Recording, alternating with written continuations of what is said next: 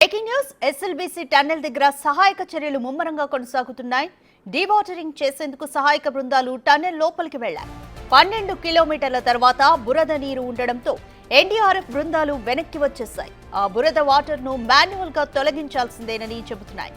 దీంతో కరెంటు పునరుద్ధరణ, ఆక్సిజన్ పైపుల ఏర్పాటు, నీటి తొలగింపునకు చర్యలు చేపట్టారు ఇంజనీర్లు. షిఫ్టుల వారీగా పనిచేస్తున్నారు. రక్షణ చర్యలపై అధికారులు సమీక్ష సమావేశం ఏర్పాటు చేశారు. జిల్లా కలెక్టర్ మానిటరింగ్ చేస్తున్నారు. మంత్రి ఉత్తమ్ ఘటనా స్థలికి చేరుకున్నారు.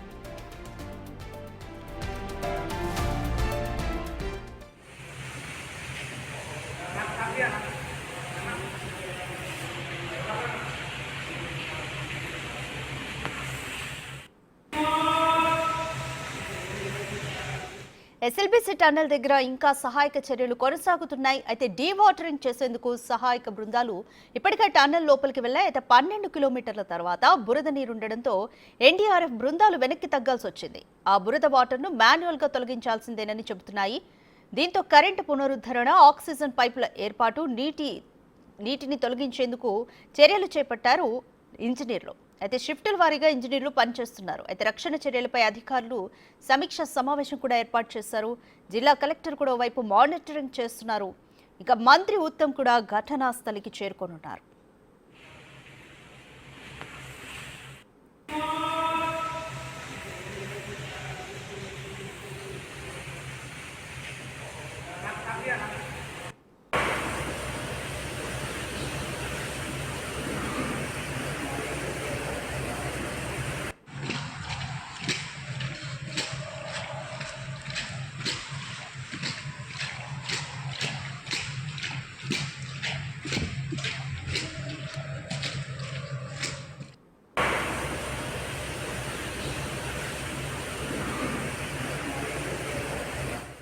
ఎస్ఎల్బీసీ టన్నెల్ దగ్గర ఇంకా సహాయక చర్యలు కొనసాగుతున్నాయి. మొత్తం 8 మంది కార్మికులు టన్నెల్లో చిక్కుకున్నారు. వాటిని బయటికి తీసుకొచ్చేందుకు సహాయక బృందాలు తీవ్రంగా ప్రయత్నిస్తున్నాయి. అయితే డీవాటరింగ్ చేసేందుకు టన్నెల్ లోపలికి సహాయక బృందాలు వెళ్లాయి. 12 కిలోమీటర్ల తర్వాత బురద నీరు అడ్డు రావడంతో ఎన్డీఆర్ఎఫ్ బృందాలు వెనక్కి తగ్గాల్సి వచ్చింది. అయితే ఆ బురద వాటర్ను మాన్యువల్ గా తీయాల్సి వస్తుంది అని చెప్తున్నారు. దీంతో కరెంటు పునరుద్ధరణ, ఆక్సిజన్ పైపుల ఏర్పాటు, అయితే నీటిని ఎలా తొలగించాలి అనే చర్యలు చేపడుతున్నారు ఇంజనీర్లు కూడా షిఫ్టుల వారీగా పనిచేస్తున్నారు. రక్షణ చర్యలపైన అధికారులు కూడా సమీక్ష సమావేశం ఏర్పాటు చేశారు. ఒకవైపు కలెక్టర్ కూడా మానిటరింగ్ చేస్తున్నారు. మంత్రి ఉత్తమ్ కాసేపట్లో ఘటనా స్థలికి చేరుకున్నారు. మీరు విజువల్స్ లో చూస్తున్నారు. కార్మికులను లోపల చిక్కుకునే 8 మంది కార్మికులను కూడా బయటకు తీసుకొచ్చేందుకు ఎన్డీఆర్ఎఫ్ బృందాలు తీవ్రంగా శ్రమిస్తున్న విజువల్స్ ని మీరు చూస్తున్నారు.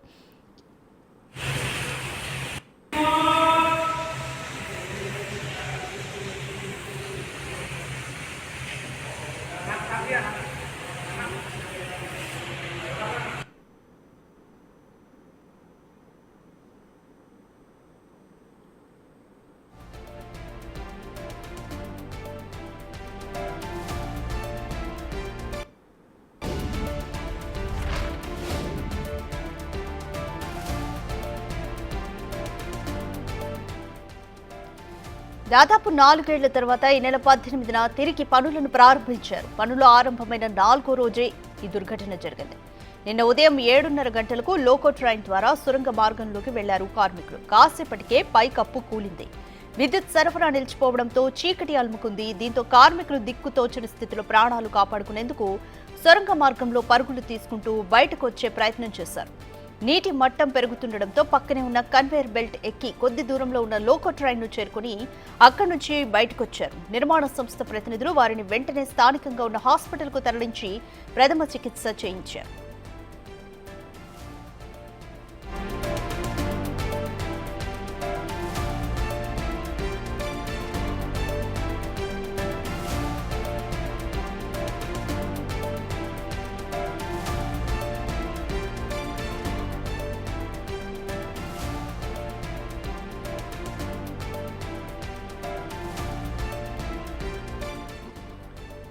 ఎస్ఎల్బీసీ టన్నెల్ దగ్గర ముమ్మరంగా సహాయక చర్యలైతే కొనసాగుతున్నాయి. కార్మికులు 8 మంది కార్మికులు టన్నెల్లో చిక్కుకొని ఇప్పటికీ 23 గంటలు గడుస్తున్నాయి.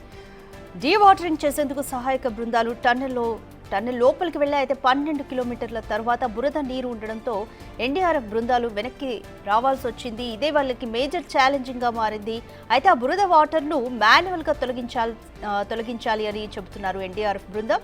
దీంతో కరెంటు పునరుద్ధరణ, ఆక్సిజన్ పైపుల ఏర్పాటు, నీటి తొలగింపులకు చర్యలు చేపట్టారు ఇంజనీర్లు. అయితే ఇంజనీర్లంతా కూడా షిఫ్టుల వారీగా పనిచేస్తున్నారు. మెయిన్గా ఈ బురద నీటిని తొలగించడమే వాళ్ళకి ఇప్పుడు వాళ్ళ ఎదురుగా ఉన్న మెయిన్ ఛాలెంజ్.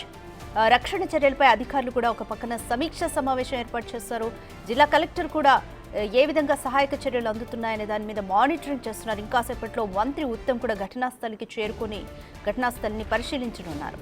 అయితే దాదాపు 4 ఏళ్ల తర్వాత ఈ నెల 18న పనులను ప్రారంభించారు, రెజ్యూమ్ చేశారు. అయితే పనులు ప్రారంభించిన 4వ రోజే ఈ దుర్ఘటన జరిగింది. నిన్న ఉదయం 7:30 గంటలకు లోకో ట్రైన్ ద్వారా కార్మికులు సొరంగ మార్గంలోకి వెళ్లారు. అయితే వెళ్లిన కొద్దిసేపటికే పైకప్పు కూలిపోయింది. విద్యుత్ సరఫరా కూడా నిలిచిపోవడంతో ఆ ప్రాంతం అంతా చీకటి అలుముకుంది. కార్మికులు దిక్కుతోచని స్థితిలో ప్రాణాలు కాపాడుకునేందుకు సొరంగ మార్గంలో పరుగులు తీసుకుంటూ బయటకొచ్చే ప్రయత్నం చేశారు.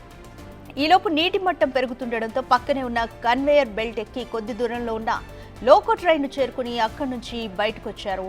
అయితే నిర్మాణ సంస్థ ప్రతినిధులు వారిని వెంటనే హాస్పిటల్కు తరలించి చికిత్స అందించే ప్రయత్నం చేశారు.